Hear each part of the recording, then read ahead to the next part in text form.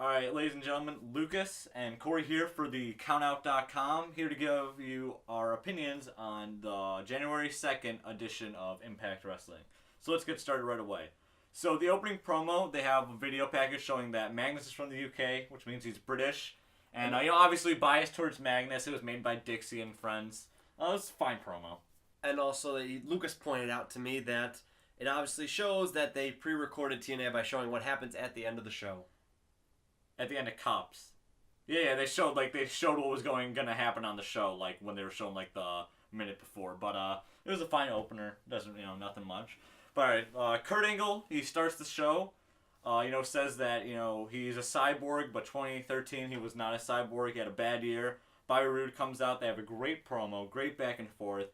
What it comes down to is that there's gonna be a steel cage match between the two of them at Genesis. If Kurt Angle loses, that means he never gets to go into the Hall of Fame. And he's gone from TNA. Yeah, he's gone from TNA. I don't know if it was gone from TNA. No, gone from TNA. Gone from TNA. So that was really good. They start attacking each other. Then Spud makes a tag team match where Roode has to pick a partner and Angle has to pick a partner later tonight. So, it was a really good opener. Oh, yeah. Well, obviously in my little notes I put that Bobby Roode stole the beginning segment. That's what I said. Just such great energy. Totally stole it. Bobby Roode is my favorite wrestler, and this shows why. Definitely the Bobby Roode and Kurt Angle thing. There's a lot of good things going on in TNA, but Bobby Roode and Kurt Angle is probably the best thing going on in TNA, in my opinion. Alright, so we see that there is a mystery letter for Dixie, and Spud must find out who it is. And, Spud's getting all these weird calls, and I feel like every other week we're just going on an adventure with Spud, where he just goes and finds something. To find the world title, he's got to find out who this guy is. What is he going to do next week? I don't know. We'll find out.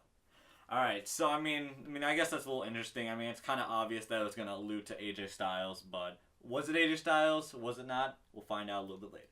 Alright, so next up was the GALKIM Open Challenge. Obviously, Madison Rayne comes out, and Rayne gets the one with the roll-up. It was a decent match. Now, see, the thing is, first off, GALKIM's promo was just so freaking bad. It was so terrible. I hated it. It was okay. But isn't GALKIM's whole thing of the challenge, isn't it supposed to be against... She's like, hey, I've beaten everybody here, and now I'm going to challenge people not Well, keep in mind, Madison Rayne just came back, though.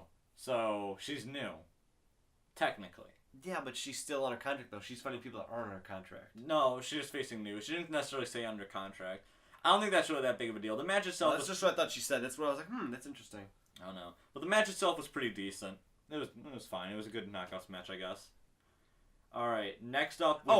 Real quick, right after that, Taz does mention something. If anybody you were wondering, he's Team PlayStation. Team PlayStation. Oh. Just gonna throw that out there. Yeah. I wonder if he has a PlayStation 4.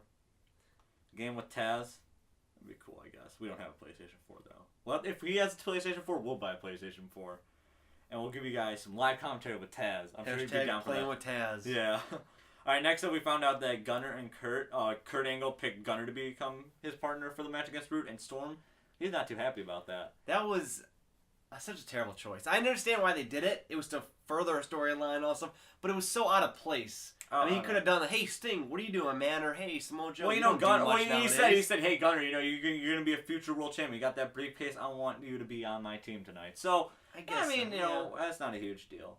But, it was fine. Obviously, it got something that I really didn't expect to happen later on tonight. But next up was Sabin and Aries for the X Division title. It was a pretty good match. They had some good moves and spots. Good match, yeah. Until the finish. Well, the finish was just, It was awful. What happened was, Sabin kept on yelling at Velvet to help him out, and Velvet's like, no, it's your match, it's your match. And Aries heard all this, right?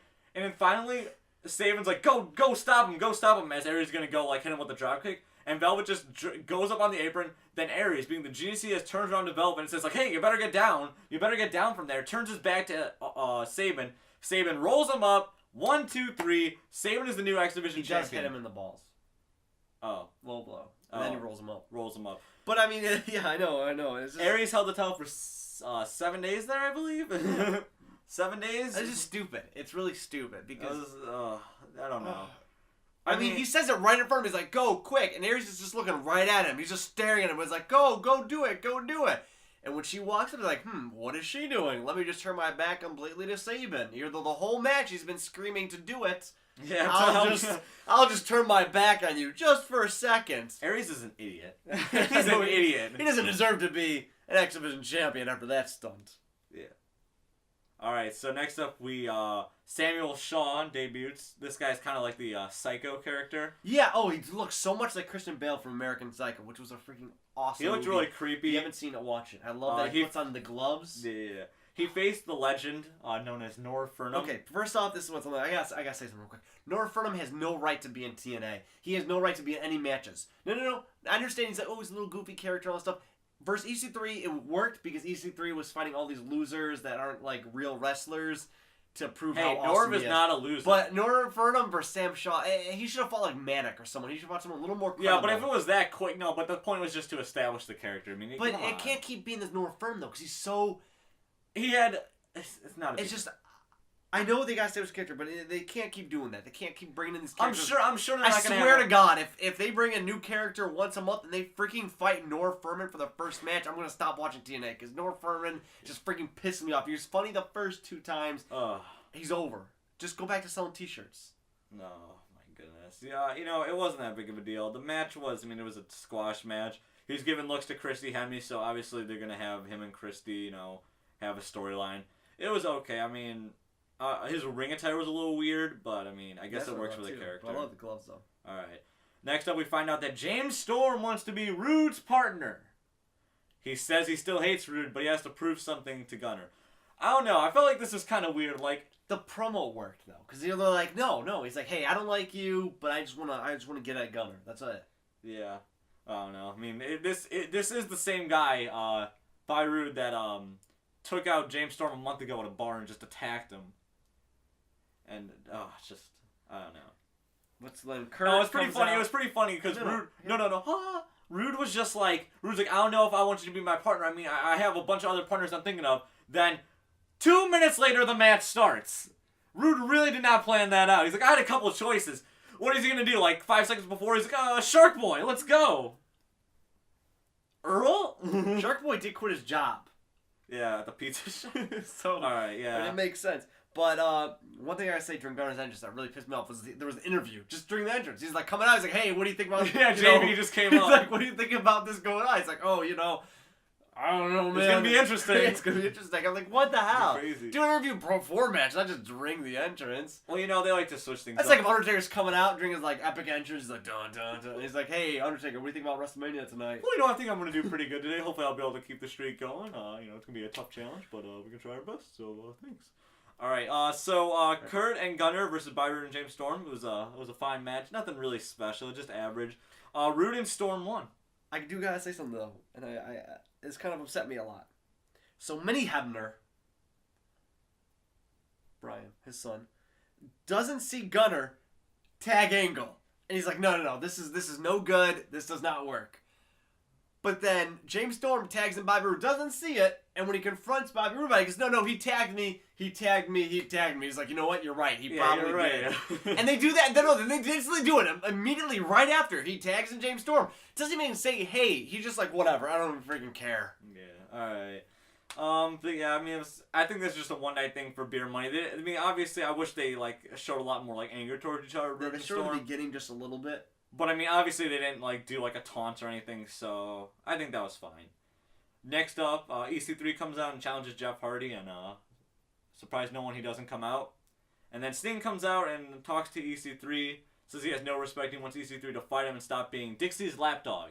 EC3 replies that he will face Sting at Genesis in 2 weeks. I love EC3. Work on the mic is awesome. He's a good wrestler. Awesome. He's good.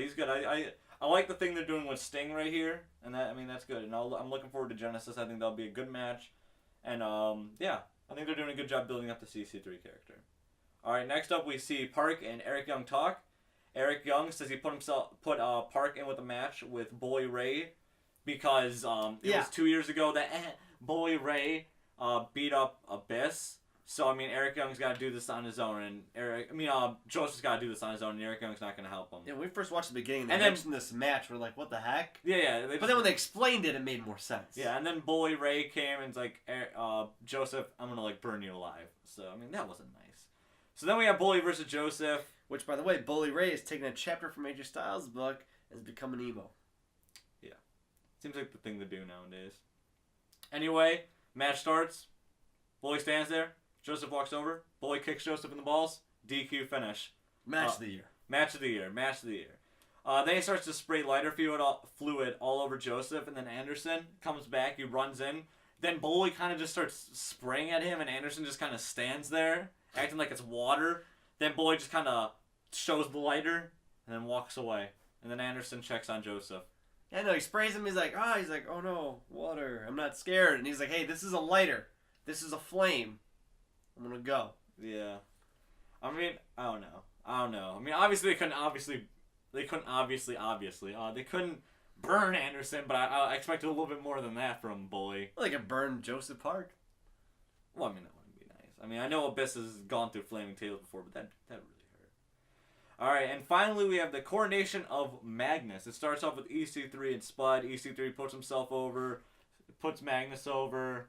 EC3 is so good on the mic. They gave him 2 promos in one night. Oh yeah. And when he counted out Jeff Hardy, because when he called out Jeff Hardy, he's like, I'm gonna count out Jeff Hardy. 1, 2, EC3, 4. That was segment of the year, just for that.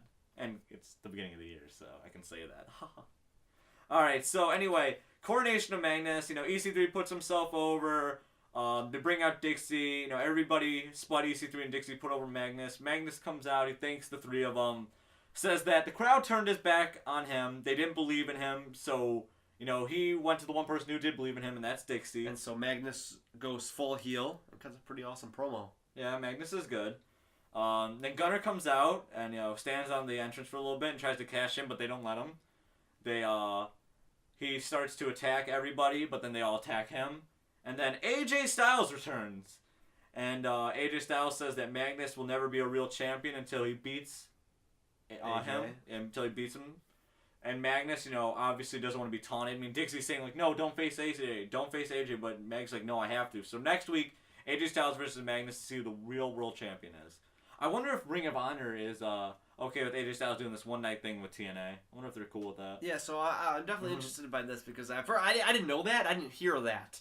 So I was like, wait, hold on a second. Why are they just fighting at Genesis? I figured they would have been like, hey, let's build this feud a little bit longer. Let's do it at Lockdown. Yeah. Whatever the next pay-per-view is.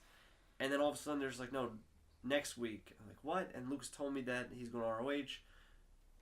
But it's already pre-recorded. I don't know. I don't know what's going on with TNA. This segment was good. It was fine. It was good. AJ Styles did such good. I mean, Everyone was on their Everyone always game. said that AJ Styles has been terrible on the mic, and I thought he did. I thought he's been doing a good job, but I thought when he came back, I thought he did great mic work. I think everybody on the show tonight did awesome mic work. Everyone, minus GALKIM. This was a pretty good show overall. I mean, okay, so overall the coronation of Magnus was good. Gave Magnus a little bit more character, set up a really big match for next week, and it really kind of put him in his heel position. Yeah. And Dixie did good. Everyone did a good job on the mic this week. So overall, I'd say this show was actually pretty good. It was just the wrestling it lacked of. Wrestling was pretty good. I mean, the GALKIM match was pretty good, I guess. Sabins and Aries was pretty good. That was a good match. No, you're right. That was a good match. The tag match was decent. And then Bully and Joseph just didn't even need to have him, but that's set up more. But overall, this is a decent show. TNA is definitely on an upswing since Bound for Glory. Bound for Glory was definitely the turning point. They restarted everything, and now everything seems to be brighter. It seems like there's finally light at the end of the tunnel. There's still some bad things. Like we said, like weird stuff like the finishes, like the X title match, the like the whole Bully Ray Anderson thing's a little weird. So yeah, good show. Definitely a good show. Looking forward to next week. Yep. Thank you for watching. Be sure to visit thecountout.com for more and follow us on Twitter and subscribe to us on YouTube.